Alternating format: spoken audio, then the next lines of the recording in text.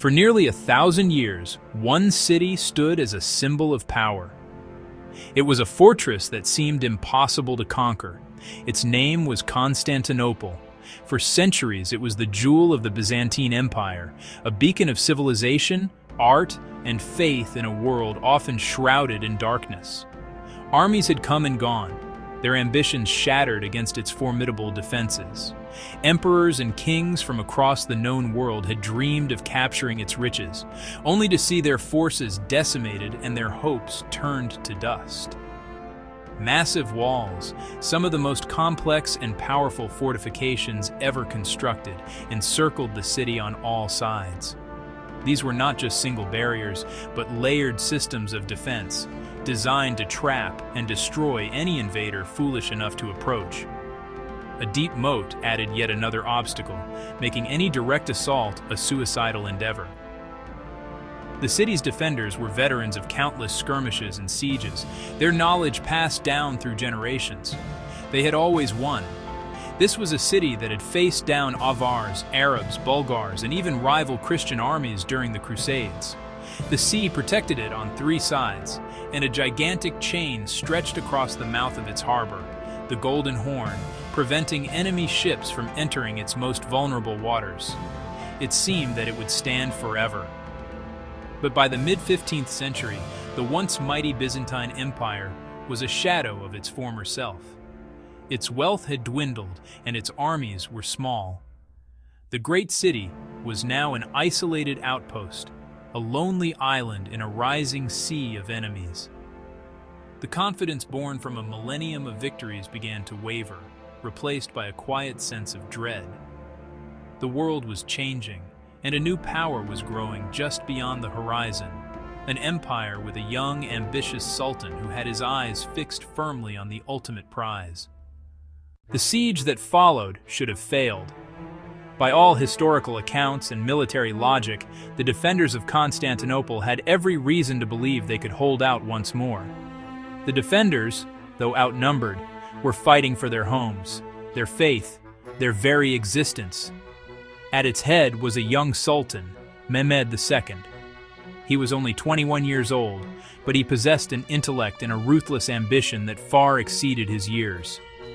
He was obsessed with a single goal: to conquer Constantinople and make it the capital of his new empire. To achieve his dream, Mehmed assembled one of the largest armies the world had ever seen. But his true trump card was not the size of his army, but the power of his new weapon.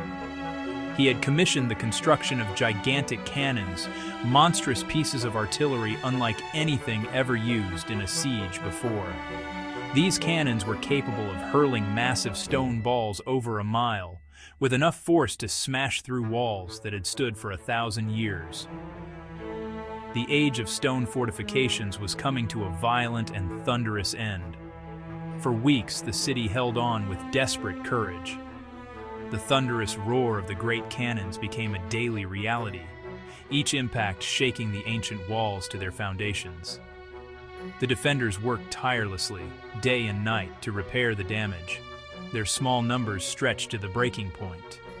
The siege grew more desperate with each passing day as supplies dwindled and hope began to fade. The city that had stood for centuries was now locked in a fight for its life, facing an enemy with overwhelming numbers and a weapon that could tear down its history, stone by stone. Here stood the mighty Theodosian walls, a triple line of defense stretching for nearly 4 miles. This was not merely a wall, it was a sophisticated defensive system, a masterpiece of late Roman military engineering. They would find themselves trapped on a 60-foot-wide terrace, exposed to a relentless storm of projectiles from the true heart of the defenses, the inner wall. This colossal barrier was the jewel of Constantinople's fortifications. It rose 40 feet into the air and was an incredible 16 feet thick at its base. While the land walls were the city's most famous feature, Constantinople was protected on 3 sides by the sea. But the city's northern harbor, the deep and sheltered inlet known as the Golden Horn, presented a more significant vulnerability. For centuries, they relied on a simple, brilliant solution: a massive iron chain stretched across the harbor mouth. The chain was the key to Constantinople's naval defense, and guarding this vast perimeter was a frighteningly small number of men. The emperor, Constantine Abbasin Palaiologos, could only muster a defending force of around 7,000 soldiers.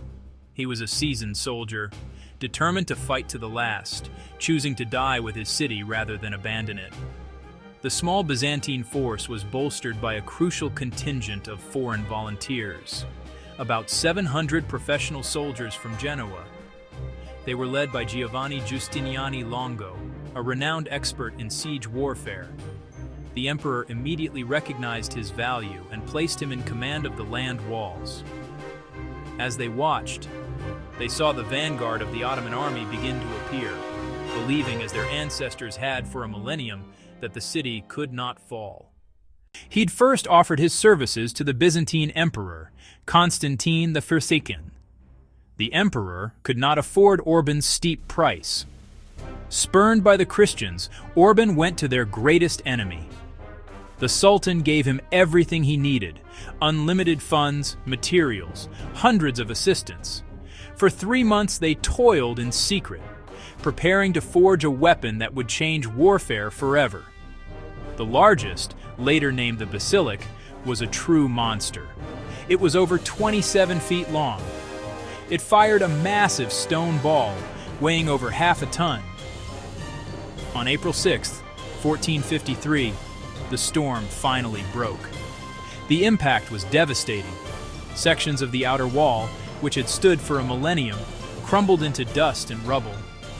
As soon as a section of the wall was damaged, teams of soldiers and civilians would rush to the breach under the cover of darkness to create makeshift repairs.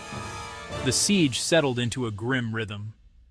Mehmed II faced a frustrating stalemate at sea. The great chain across the mouth of the Golden Horn held firm.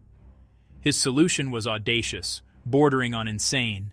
If he could not sail his ships past the chain, he would take them over land. On the night of April 22nd, they pulled dozens of smaller Ottoman warships out of the Bosphorus and began to drag them up the steep incline. The defenders of Constantinople awoke to a sight of utter disbelief and horror. 70 Ottoman ships were now floating in their secure harbor. A bold plan was formulated, a surprise night attack using Greek fire. But Mehmed was a step ahead. As the Christian ships approached, they were met with a sudden and overwhelming barrage of cannon fire. The attack turned into a disaster. The brave assault collapsed into a desperate retreat. Mehmed had them executed by impalement on the shore. The last vestiges of the chivalric codes of war were gone. On the evening of May 28th, an unnatural silence fell over the battlefield. The final assault was coming. That night, the emperor led a final, solemn procession to the great church of Hagia Sophia. They shared communion together for the last time. Just after midnight on May 29th, the Sultan gave the signal. Tens of thousands surged forward. For 2 hours, the small garrison fought with desperate fury. They held their ground, but the cost was high. A single catastrophic mistake sealed the city's fate. The gate was left unlocked, unbarred, unguarded. A small group of Ottoman soldiers noticed the unsecured gate and raised the Ottoman banner on a nearby tower. At that exact moment, disaster struck. Giovanni Giustiniani was struck. He begged his men to carry him away from the front. The sight of their leader being carried away shattered the resolve. They abandoned their posts and fled.